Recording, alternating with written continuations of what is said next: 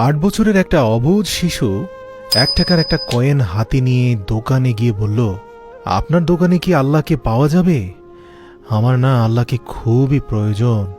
দোকানদার এই কথা শুনে কয়েনটি ছুঁড়ে ফেলে দিয়ে দূর দূর করে ছেলেটিকে তাড়িয়ে দিল। ছেলেটি হাল না ছেড়ে পাশের দোকানে গিয়ে 1 টাকা দিয়ে চুপচাপ দাঁড়িয়ে রইল। এবার দোকানি বলল, এই ছেলে, 1 টাকা দিয়ে কি চাও তুমি? ছেলেটি বলল, আমি আল্লাহকে চাই। আপনার দোকানে কি আছে? দ্বিতীয় দোকানদার চোখ লাল করে বলল, মস্করা করছিস আমার সাথে? এ বলে তাড়িয়ে দিল। কিন্তু অবুঝ ছেলেটি হাল ছাড়ল না। তার হৃদয়ের গভীরে একটাই আকাঙ্ক্ষা, আল্লাহকে তার আজ কিনতেই হবে।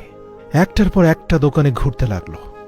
ঘুরতে ঘুরতে 40টা দোকান ঘোরার পর এক বয়স্ক দোকানদার জিজ্ঞাসা করল, আচ্ছা, দেখতে পাচ্ছি অনেকক্ষণ এই গলিতে তুমি ঘুরঘুর করছো।